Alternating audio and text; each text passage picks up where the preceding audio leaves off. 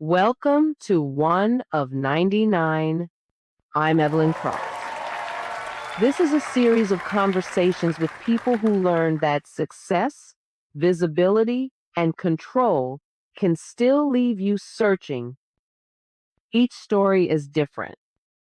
Each journey is personal. This is one of them. Our guest today is someone the world would call successful. Wealth, influence, visibility, and access. He has millions of followers on social media, watching his life from the outside. But he's here today because there was a moment when all of that stopped being enough. And he realized something he couldn't ignore. Please put your hands together as we welcome our guest for today.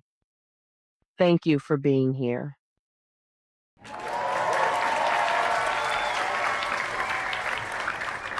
Thank you for having me. I'm glad to be here. You've lived a life most people would describe as successful. What did that life look like for you, and how did it feel?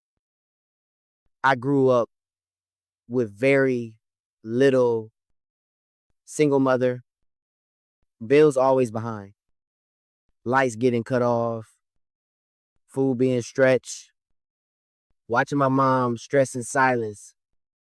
I grew up in neighborhoods where you learned early, you learned who to avoid, when to look down, when to stay quiet. Gunshots were not surprising. Police lights were normal. Survival was daily thinking. School never really fit me. I was always restless, always distracted, always in trouble. I heard no my whole life. No, you do not qualify. No, your credit is not good enough. No, you do not have the experience. No, you do not fit what we are looking for. Then everything changed. Money came fast. Access came fast. Doors opened fast. I had homes, cars, travel, VIP sections, bottles popping in the club, people calling my phone who never knew my name before, women in my DMs, every day, every night, a different woman in my bed almost every night. The word no disappeared. It became yes to everything. Yes, you qualify. Yes, you can have it. Yes, whatever you want. I made my first $1 million. I bought my mother a house. I bought her a car. After that, I turned to myself. I bought everything I ever wanted. And a lot I did not even want. I bought it just because I could. When I made a few more millions, it got reckless. I started spending money like water, no thought, no limits, no pause. For a while, it felt incredible. It felt like I had finally escaped, like I had beaten something that chased me my whole life. That feeling was real. It was euphoric, and it became addictive. At what point did that feeling start to change? The feeling started to change when nothing I bought lasted. No matter what I had, the feeling never stayed. When I felt lonely, I went out more. When I felt sad, I spent more.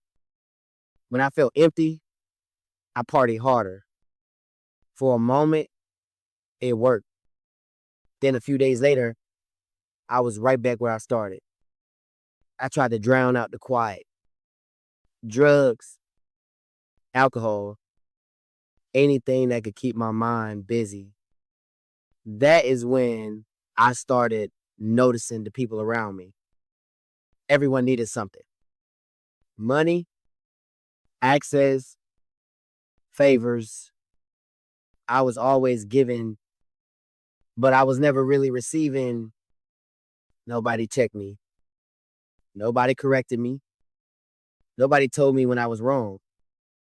As long as I covered the check, people stayed quiet. They let me spiral. They let me self-destruct. I tried dating too. But most of the women were there for what I could provide, not for who I really was. Everything felt surface level. Everyone felt temporary.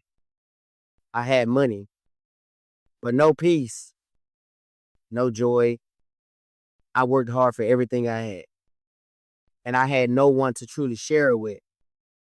No one who appreciated the weight of what it cost me. What happened that made you realize you could not keep living that way? It started when I realized people were stealing from me. Not just money, but pieces of who I was. People I trusted, people I put in position, money I gave with clear intentions, investments that were never handled the way they were supposed to be. Then the truth came out. I owe more in taxes than I ever imagined. Money I thought I had set aside was gone. And so were the people responsible for it. They disappeared. No calls, no explanations. What was left was me and the possibility of losing everything, freedom included. One night, I was home, alone, no noise, no people, just me sitting with everything I had been running from. I was tired, not sleepy, just tired of carrying it all. For the first time, I thought about ending it. Not out of drama, but because I wanted the noise to stop. What scared me was how calm it felt, almost like relief. Around that same time, everyone stopped coming around. When the legal trouble became real, when the money was no longer guaranteed, that is when I saw the truth. Most of those relationships were tied to what I could provide, not who I was. Then my phone rang. It was my mother. She told me she had just given her life to Christ. She sounded different. Calm, clear, peaceful in a way I had never heard before. She asked me to go to church with her the next day. Not to fix anything, just to be around people who could encourage me. At first, I was not feeling it. That was not my world. We did not grow up religious. Church was never really our thing. But something would not let me in my life that night. I cannot explain it. I just knew I did not want to keep doing life the same way. I was open. And for the first time in a long time, I was willing to try something different. So, what happened in the end? Where are you mentally, emotionally, and financially now? And what happened after you left church that day? The next day at church, my mother was right. Just being there lifted me. The singing, the voices, the atmosphere. I listened to the pastor speak, not yelling, not pressuring, just teaching. I met people who knew who I was, but did not want anything from me. No favors, no money, no access. I met the pastor personally. He sat with me, talked to me about God, about Jesus.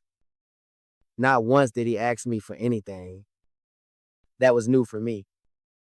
I felt a joy I had not felt before, a peace I could not explain, a sense of community I wanted to be part of.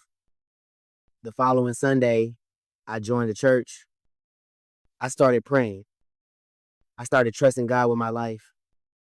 After that, things started to change. I hired attorneys. I worked to recover money that was stolen from me. I was able to settle my tax debt. I became smarter with money, more intentional, more disciplined. I stopped doing a lot of things that brought no meaning to my life, no purpose. Mentally, I am better. Emotionally, I am healthier. I started putting the right people around me, people who check me, people who care. I spend more time with my mother now. Our relationship is growing, healing. I attend church regularly.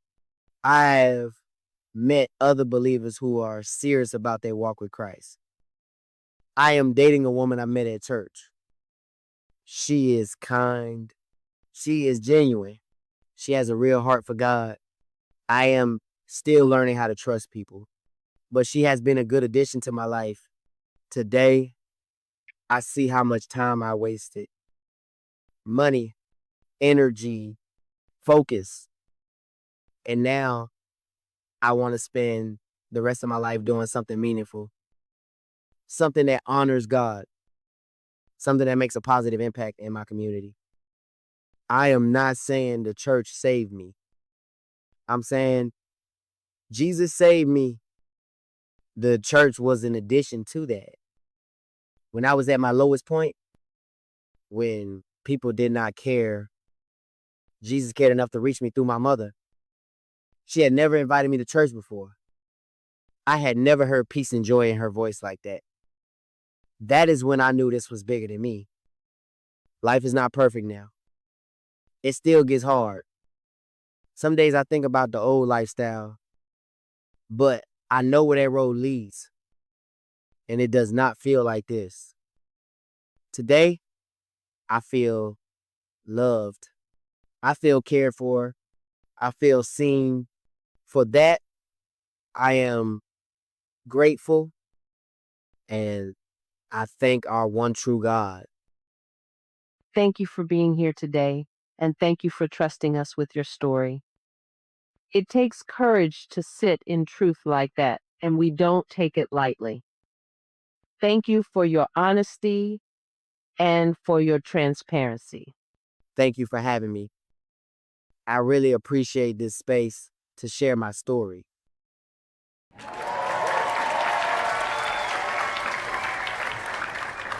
Thank you, listeners, for spending this time with us. These conversations are never simple, but they are always honest and necessary. This is one of 99. If today's conversation meant something to you, you're welcome to join us again by subscribing to the Gifted Center channel. You can also leave a comment, like the video, or share what stayed with you. Thank you for watching, and we'll see you next time.